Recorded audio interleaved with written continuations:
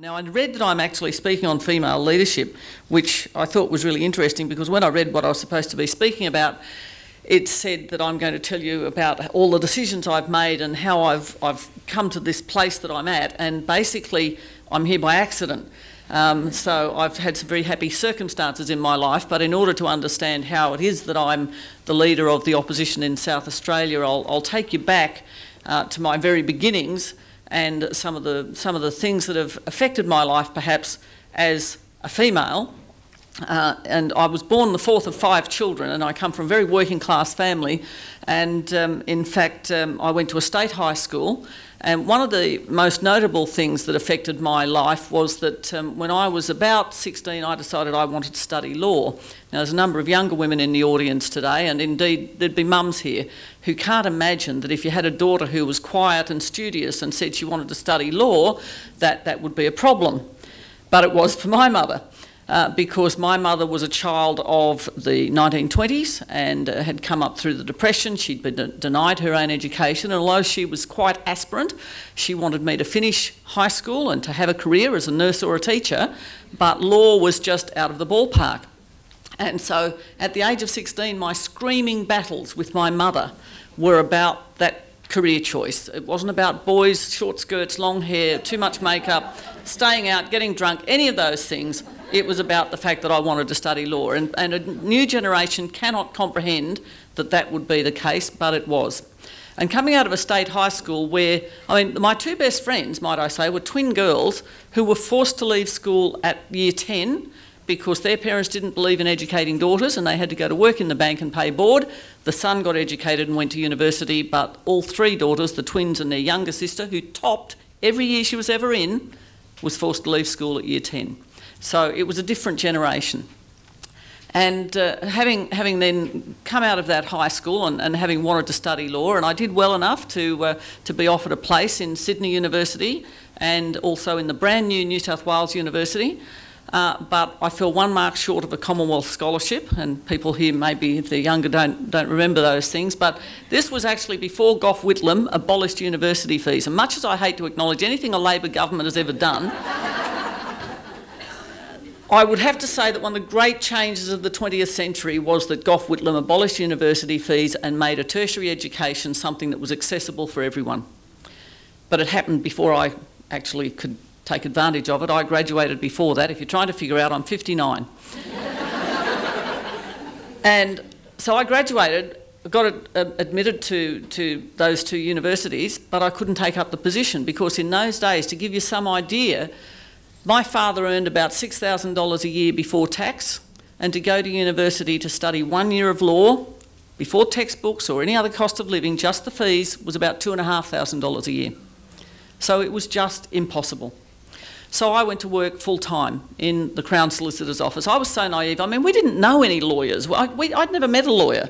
I just had this vague idea that I wanted to study law. So off I went, and I was going to do a part-time course at night called the Barristers Admissions Board, and that was like doing articles basically, and I studied at night, and I went to work in the Crown, and you know, I had a couple of things happened at that point. Firstly, I wasn't admitted to this very second-rate course. I'd been admitted to the Sydney University Law School, I'd been admitted to New South Wales University Law School, but they didn't give me admission to the Barristers Admissions Board, and I actually sent my first ever political letter to my local member and said, how come? And suddenly I was admitted, no explanation. And when I got there, I discovered that there were lots and lots of boys there who all came from the good schools, and they had half my pass mark, but they'd been admitted to the course and I hadn't. And so that was an interesting lesson. And then I was working in the Crown Solicitor's office, and I was progressing up the ladder from, you know, I started as the assistant to the library and costs clerk. And I worked my way up to the library and costs clerk, the assistant registration clerk, the registration clerk, conveyancing clerk. I applied for a job in the advising branch because I love writing legal opinions. And the chap who ran the advising branch wanted me there. And the assistant Crown Solicitor said to me, I don't believe women should be lawyers. And if they're going to be lawyers, I'm going to make sure they do nothing but conveyancing. So no, you can't have that transfer. Now, at that point, we already did have legislation that said equal opportunity. Bearing in mind that when I started my career, women didn't get the same pay for the same work, And indeed, in many occupations, you had to leave when you got married. Right? There were lots and lots of changes. Women didn't have the same superannuation. Women didn't have anything the same. And so I was in this situation where this chap, it was clearly a breach of the current legislation, but I took the path of saying, well, there's no point in, he's the guy with all the power and I'm the little tiny minnow in this pond. So I found another job at the Department of Agriculture, and I'll tell you in a minute about CARMA. But I then went to the Department of Agriculture as a legal clerk, and I graduated over there, and still doing my graduation is not the right name. I was actually admitted to practice. I didn't ever get a degree, and the Labor Party tried to make something of that last year. Girl from a working class background who studies part-time at night and gets qualified without getting a degree was suddenly an attack from the Labor Party. Who can figure?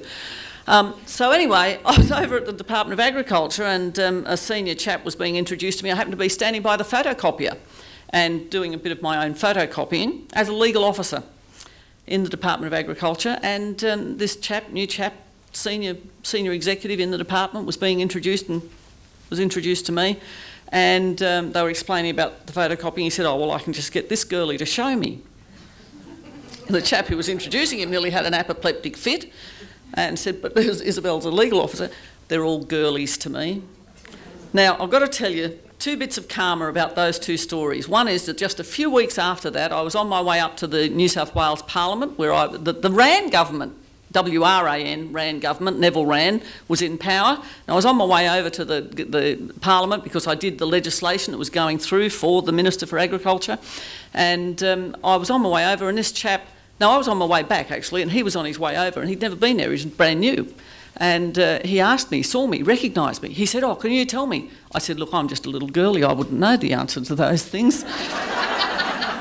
And the other wonderful bit of karma was that in that particular job as a legal officer in the Department of Agriculture, I had the great joy of eventually being in a situation where the Minister was singing my praises, and the Crown Solicitor's Office senior person was being asked to deal with me. I'd married and changed my name, and this very same man who had said to me, I don't think women should be lawyers, was the person on the other end of the phone, not knowing it was me, that he was having to kowtow to and be very polite to and brown nose basically, and I had great joy in taking over a bit of paper to him one day and walked in the door to deliver it, and he looked up and said, oh, it's you. So there is such a thing as karma in the world. So that, when I was admitted to practice, by the way, there were only 2 females in the group. Now in law, more than half the people coming through law are women. But at that stage, there were only myself and one other girl admitted the day that I was admitted. So things have changed dramatically. I came over to South Australia shortly after that, having, as I said, married, changed my name, moved over here, still live in the same house in Stirling that I bought 34 years ago. I'd bought a house, by the way, when I was 21, and bought this house in Sydney. Got to tell you a bad story about that. Not only did I sell my 2-storey renovated terrace house that I bought at the age of 21 for $40,000, but I sold it to someone called Frank Sartor, who went on to become a Labor planning minister in the New South Wales government. And he started his political career because of buying my house. So, long story, but he did send me a letter when I became leader here.